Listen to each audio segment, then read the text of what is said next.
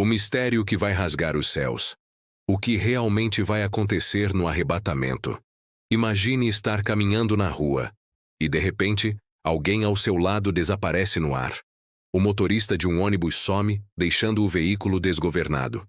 Uma mãe olha para o berço e o bebê se foi. Centenas de milhares de pessoas somem num piscar de olhos. Não é ficção, não é filme.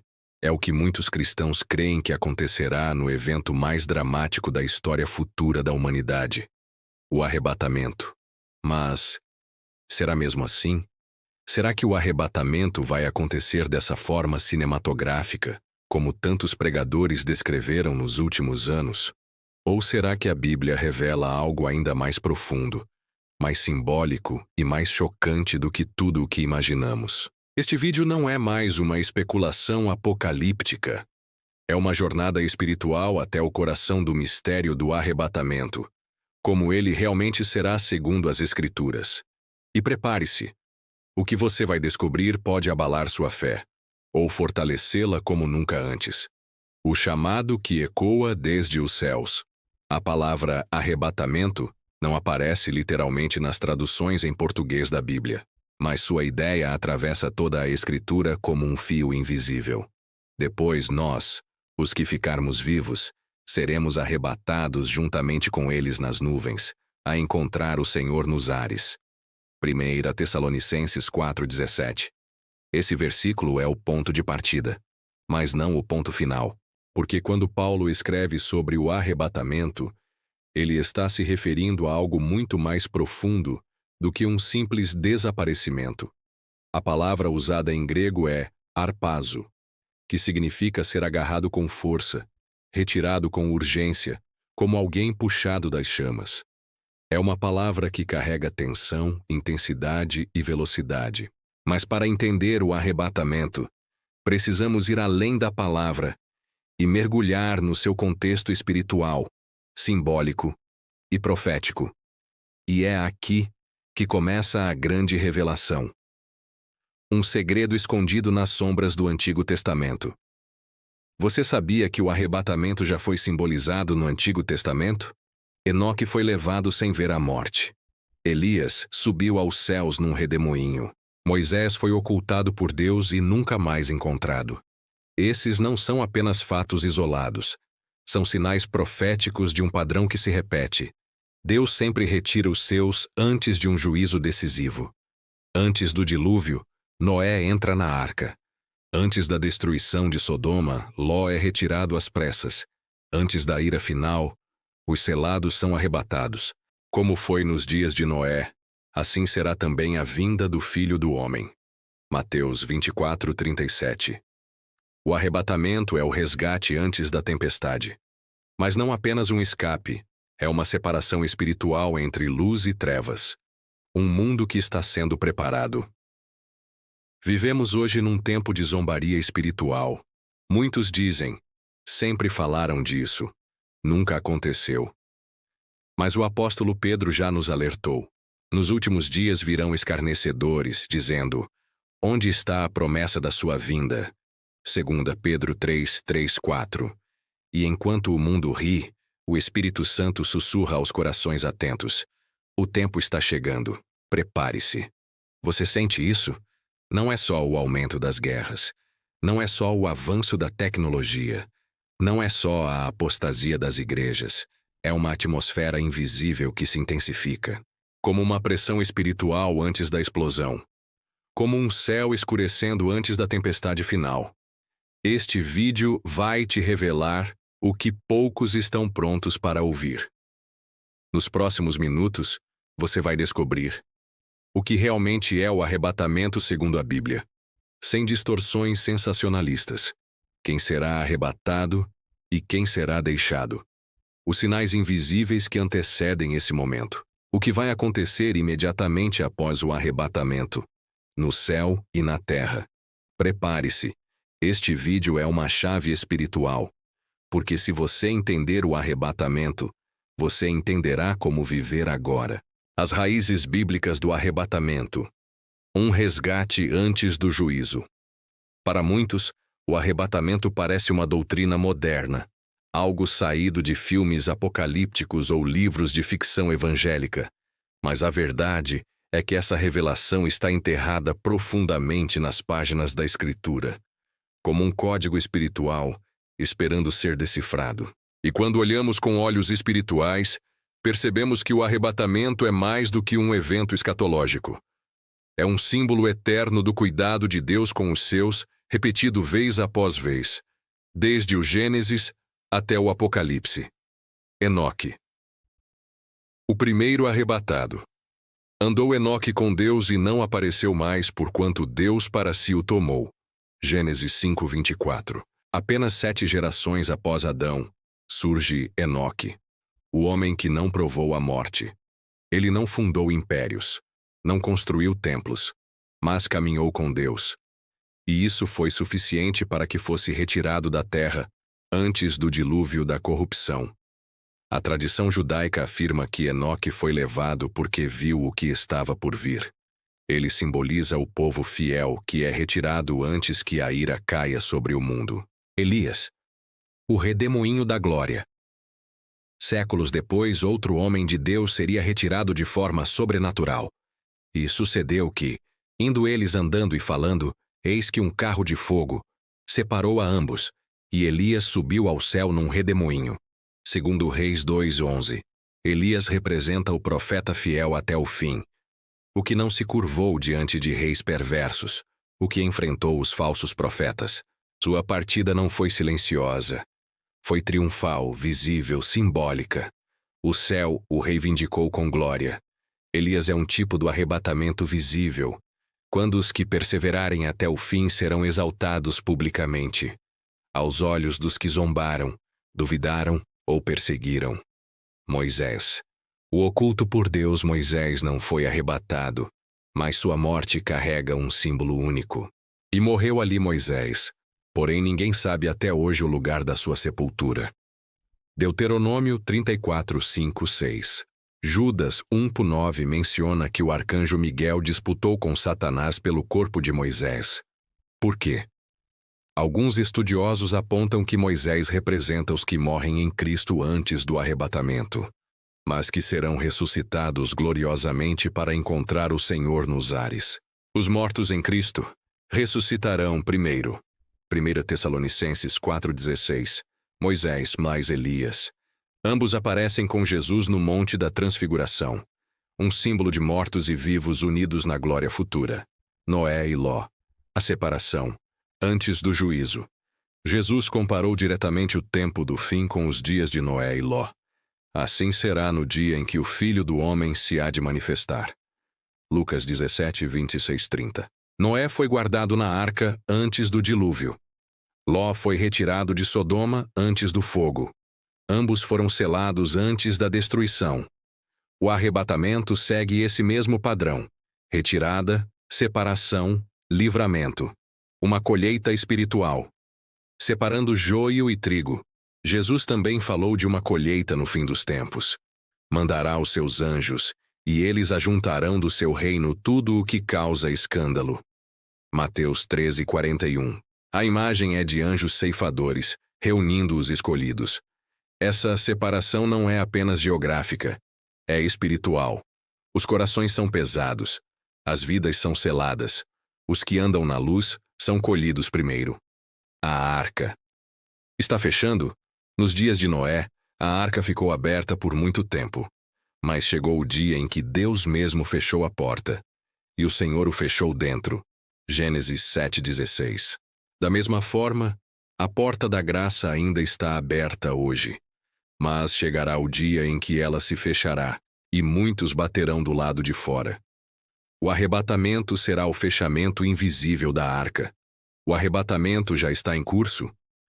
Talvez a maior revelação seja esta. O arrebatamento não será apenas um evento instantâneo. Ele já está sendo preparado agora, dentro de cada pessoa que escolhe viver em santidade. Cada renúncia ao pecado, cada gesto de fé, cada lágrima de oração, cada passo contra o sistema deste mundo. Tudo isso é parte do processo de elevação espiritual, porque o arrebatamento começa no coração, antes de acontecer nos céus. O dia em que os céus serão rasgados. O que vai acontecer no arrebatamento. Não haverá aviso oficial, nenhuma transmissão especial na televisão, nenhum sinal visível no céu para os que dormem espiritualmente.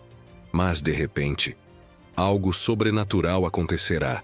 Os céus vão rugir, o tempo vai parar. E o mundo jamais será o mesmo. Este é o momento profetizado em 1 Tessalonicenses 4:16-17, quando o apóstolo Paulo descreve com detalhes o que vai acontecer no exato dia do arrebatamento.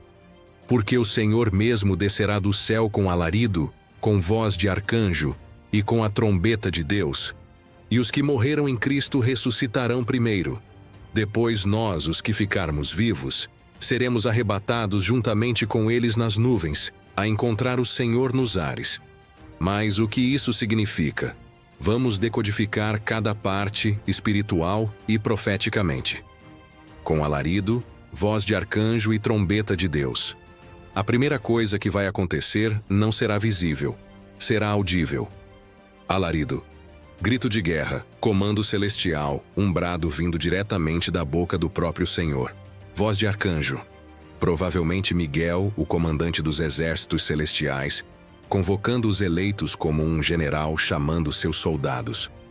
Trombeta de Deus, símbolo do juízo e da convocação. Nos tempos bíblicos, a trombeta anunciava o fim de uma era e o início de outra. Esses três sons, o grito, a voz e a trombeta, não serão ouvidos por todos. Apenas os que têm ouvidos espirituais perceberão a convocação. Os mortos em Cristo ressuscitarão primeiro.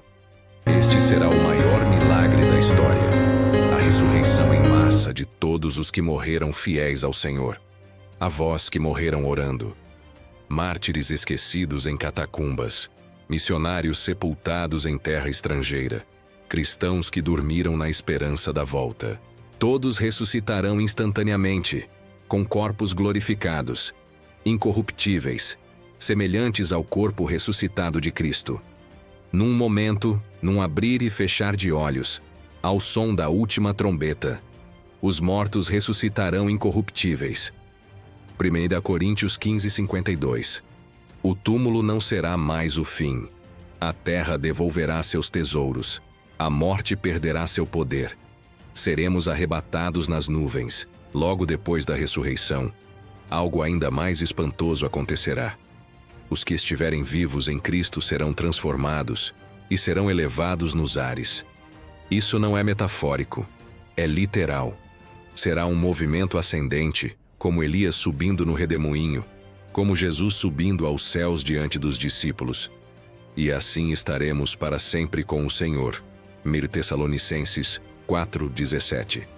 Esse encontro não será na terra, será nas nuvens, um lugar entre o céu e a terra, símbolo de transição entre o tempo e a eternidade. Corpos glorificados, a transformação instantânea. Aqueles que forem arrebatados não subirão em seus corpos terrenos. Nem todos dormiremos, mas todos seremos transformados. 1 Coríntios 15:51. Isso significa corpos sem dor, sem doenças, sem limitações. Corpos que não envelhecem, não morrem, não se corrompem. Corpos compatíveis com a eternidade, capazes de viver na presença de Deus. Não será uma fuga, será uma elevação gloriosa.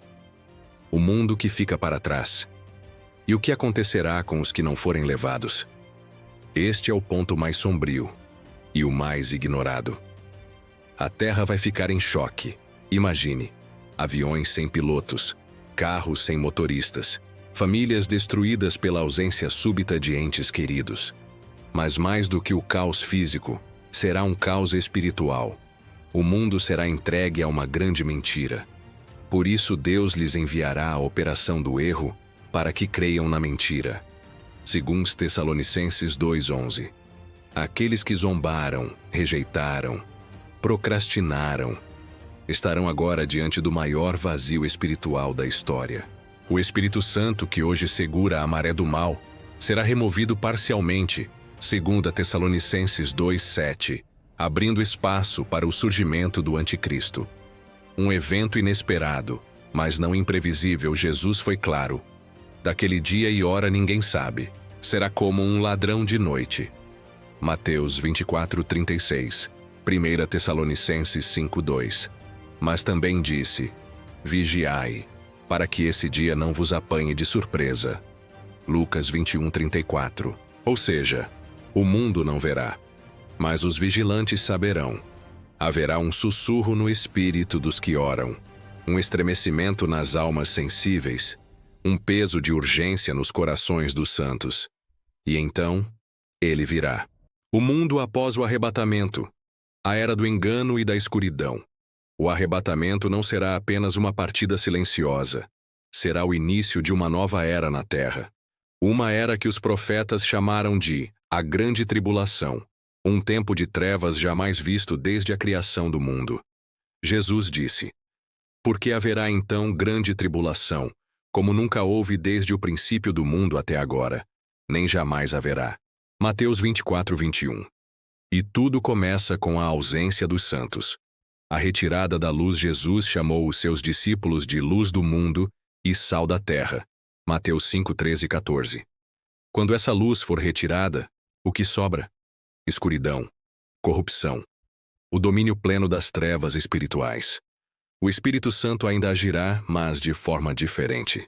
Ele deixará de atuar como freio universal do mal e passará a se manifestar apenas em ações pontuais, como nos tempos do Antigo Testamento. Aquele que agora o detém será tirado do caminho. 2 Tessalonicenses 2:7. E assim o caos começa. O surgimento do Anticristo. Com o mundo em colapso emocional, espiritual e político, uma figura carismática surgirá. Ele parecerá o salvador da humanidade. Trará soluções econômicas e tecnológicas. Fará tratados de paz. Unificará nações e religiões. Falará de unidade, amor e evolução espiritual. Mas por trás de seu discurso de luz, haverá a essência da serpente, o homem do pecado, o filho da perdição. 2 Tessalonicenses 2:3. Ele será possuído por Satanás em carne e osso.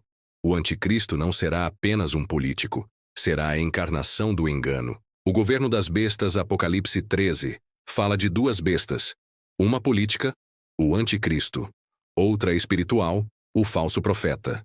Juntas, formarão o que a Bíblia chama de a Trindade Satânica: Satanás, dragão, anticristo, besta política, e falso profeta, besta religiosa. Essa aliança enganará as massas com milagres, sinais e maravilhas mentirosas. Fará grandes sinais, até fogo descer do céu. Apocalipse 13:13. Quem não tiver discernimento espiritual cairá no engano. O sistema da besta. Uma nova ordem mundial será estabelecida, e com ela, um novo sistema econômico e de controle total. A todos, pequenos e grandes, fez que lhes fosse dada uma marca na mão direita ou na testa. Apocalipse 13:16. Essa marca será mais do que um chip. Será uma aliança espiritual, um pacto de submissão. Quem aceitar a marca renuncia a Deus. Quem recusar será perseguido, e em muitos casos morto. Colapso moral e julgamentos progressivos. Com o domínio do anticristo, o mundo mergulhará em decadência, fome, guerras, doenças inexplicáveis, catástrofes naturais, mortandade em massa. Esses eventos estão descritos em Apocalipse 6-16 e fazem parte de uma série de juízos progressivos. Os 7 selos destravam o plano profético. As 7 trombetas anunciam calamidades globais. As 7 taças despejam a ira divina sobre os que adoraram a besta. É um tempo de purificação, julgamento e separação final. Haverá salvação durante a tribulação? Sim, ainda haverá esperança. Apocalipse fala de 144 mil selados de Israel, além de uma multidão incontável que se converterá durante esse período. AP 7:9-14. Mas o custo será altíssimo. Estes são os que vieram da grande tribulação, lavaram suas vestes no sangue do Cordeiro. Apocalipse 7:14. A salvação virá através do martírio, da fidelidade extrema, da renúncia total à besta.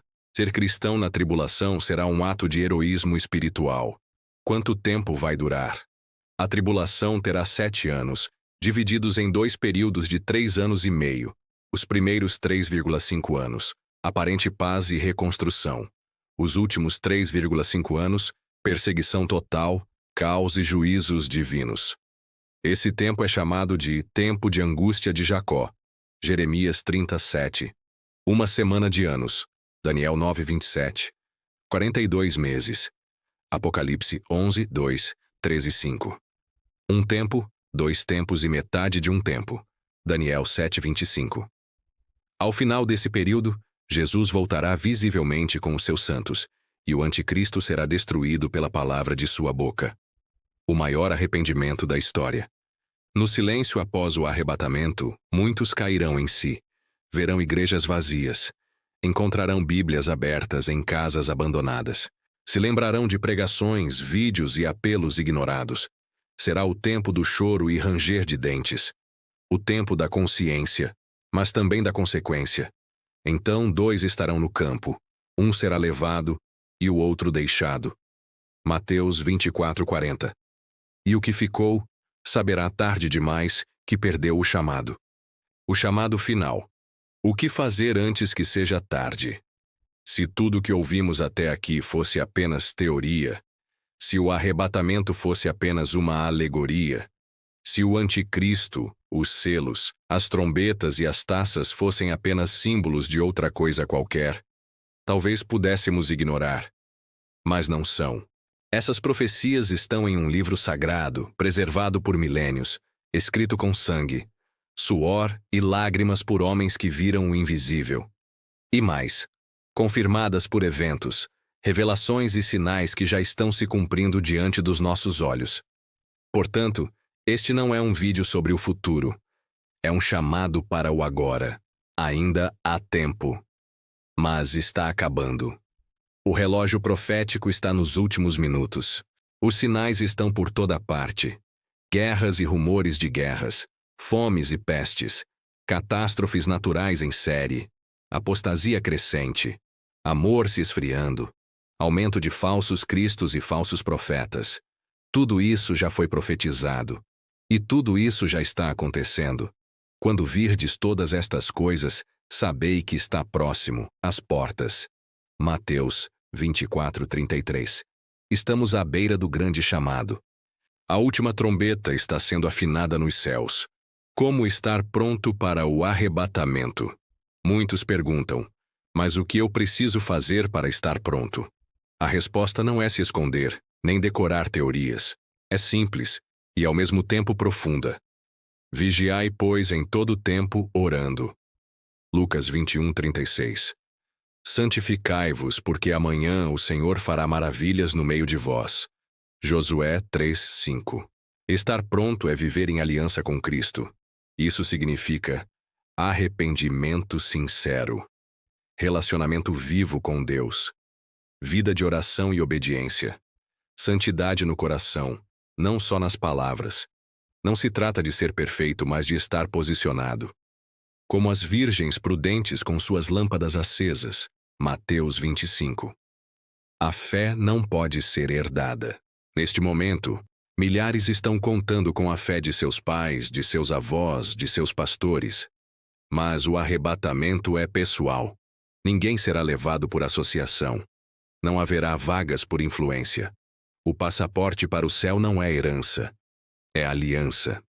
Você pode ter crescido em um lar cristão, pode ter frequentado igrejas, ou até ter abandonado tudo isso por causa das feridas.